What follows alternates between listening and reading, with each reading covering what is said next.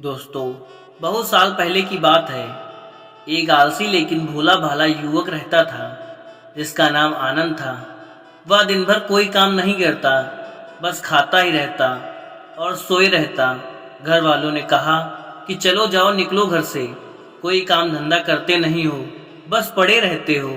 वह घर से निकलकर यूं ही भटकते हुए एक आश्रम पहुंचा।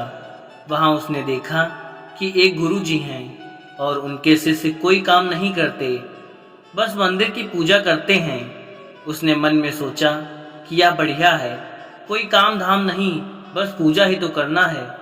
गुरुजी के पास जाकर पूछा, क्या मैं यहाँ रह सकता हूँ? गुरुजी बोले, हाँ हाँ, क्यों नहीं, लेकिन मैं कोई काम नहीं कर सकता। गुरुजी बोले, कोई काम नहीं करना है, बस पूजा करनी होगी। आनंद बोला, ठीक है, वह तो मैं कर लूँगा। अब आनंद महाराज के आश्रम में रहने लगा। ना कोई काम, ना कोई धाम, बस सारा दिन खाते रहो और प्रभु भक्ति में भजन गाते रहो। महीना भर हो गया। फिर एक दिन आई एकादशी।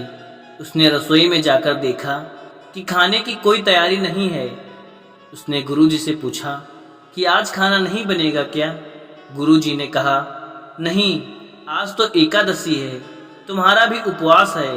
उसने कहा, नहीं, अगर हमने उपवास कर लिया तो कल का दिन नहीं देख पाएंगे, तो हम नहीं कर सकते उपवास। हमें तो भूख लगती है, आपने पहले क्यों नहीं बताया? गुरुजी ने कहा, ठीक है, तुम ना करो उपवास, पर खाना भी तुम्हारे लिए कोई और नहीं बनाएगा, तुम खुद बना लो, मरता क्या न करता। गया रसोई में। गुरुजी फिर आए, देखो, अगर तुम खाना बना लो तो राम जी को भोग जरूर लगा देना और नदी के उस पार जाकर बना लो रसोई। ठीक है। लकड़ी, आटा, तेल, घी, सब्जी लेकर आनंद महाराज चले गए। जैसे तैसे खाना भी बनाया।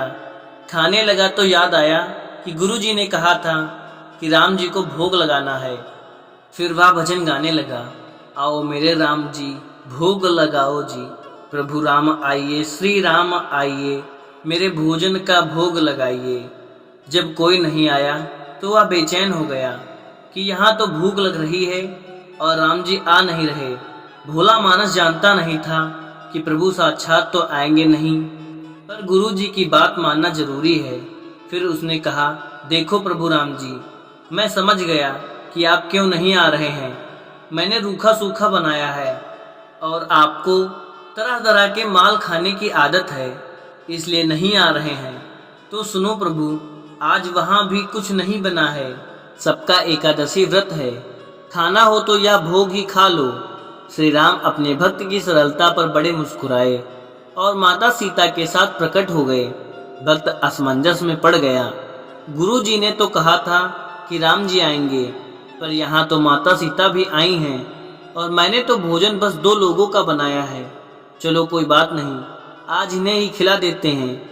बोला, प्रभु मैं भूखा रह गया, लेकिन मुझे आप दोनों को देखकर बड़ा अच्छा लग रहा है।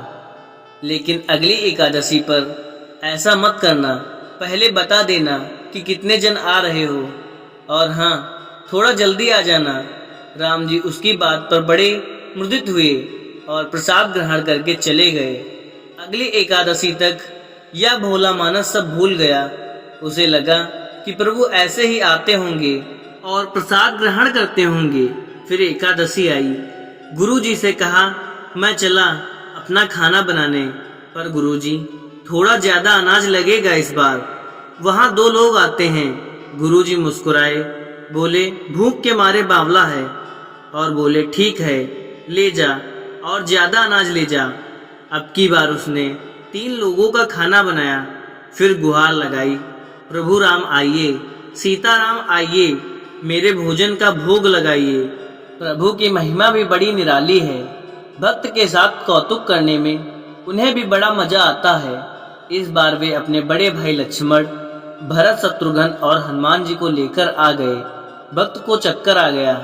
यह क्या हुआ, एक का भोजन बनाया तो 2 आए, आज 2 का खाना ज्यादा बनाया तो पूरा खानदान आ गया। लगता है आज भी भूखा ही रहना पड़ेगा। सबको भोजन लगाया और बैठे बैठे देखता रहा। अनजाने ही उसकी भी एकादशी हो गई। फिर अगली एकादशी आने से पहले गुरुजी से कहा, गुरुजी, ये आपके राम जी अकेले क्यों नहीं आते? हर बार कितने सारे लोग ले आते हैं। इस बार अनाज थोड़ा ज्यादा देना। गुरुजी को लगा कहीं यह अनाज बेचता तो नहीं है, देखना पड़ेगा जाकर। भंडार में कहा, इसे जितना अनाज चाहिए दे दो, और छुपकर उसे देखने चल पड़े। इस बार आनंद ने सोचा, खाना पहले नहीं बनाऊंगा, पता नहीं कितने लोग आ जाएं। पहले बुला लेता हूँ, फिर बनाता हूँ। फिर टेर लगाई, प्रभु राम आइए, श्री राम आइए, मेरे भोजन का भोग लगाइए। सारा राम दरबार मौजूद हुआ। इस बार तो हनुमान जी भी साथ आए, लेकिन यह क्या, प्रसाद तो तैयार नहीं है। भक्त तो ठहरा भोला भाला, बोला, प्रभु इस बार मैंने खाना नहीं बनाया। प्रभु ने पूछा, क्यों नहीं बनाया? वह बोला, मुझे मिलेगा तो है नहीं, फिर क्या फायदा बनाने का, आप ही बना लो और खुद ही खा लो। राम जी मुस्कुराए। सीता माता भी गदगद हो गईं उसके मासूम जवाब से। लक्ष्मण जी बोले, क्या करे प्रभु? प्रभु बोले, भक्त की इच्छा है, पूरी तो करनी ही पड़ेगी, चलो लग जाओ काम से। लक्ष्मण जी ने लकड़ी उठाई, माता सीता आटा सानने लगी। भक्त एक तरफ बैठकर देखता रहा। माता सीता रसोई बना रही थी तो कई ऋषि मुनि व यक्ष गंधर्व प्रसाद लेने आने लगे। इधर गुरुजी ने देखा कि खाना तो बना नहीं है। भक्त एक कोने में बैठा है। पूछा, बेटा क्या बात है, खाना क्यों नहीं बनाया? वह बोला, अच्छा किया गुरुजी आप आ गए, देखिए कितने लोग आते हैं प्रभु के साथ। गुरुजी बोले, मुझे तो कुछ नहीं दिख रहा है तुम्हारे और अनाज के सिवा। भक्त ने माथा पकड़ लिया। एक तो इतनी मेहनत करवाते हैं प्रभु, भूखा भी रखते हैं, और ऊपर से गुरुजी को दिख भी नहीं रहे। यह तो बड़ी मुसीबत है। प्रभु से कहा, आप गुरुजी को क्यों नहीं दिख रहे? प्रभु बोले, मैं उन्हें नहीं दिख सकता। बोला, क्यों? वे तो बड़े पंडित हैं, ज्ञानी हैं, विद्वान हैं, उन्हें तो बहुत अच्छा आता है, उनको क्यों नहीं दिखते आप? प्रभु बोले, माना कि उनको सब आता है, पर वे सरल नहीं हैं तुम्हारी तरह, इसलिए उनको नहीं दिख सकता। आनंद ने गुरुजी से कहा, गुरुजी, प्रभु कह रहे हैं कि आप सरल नहीं हैं, इसलिए आपको नहीं दिखेंगे।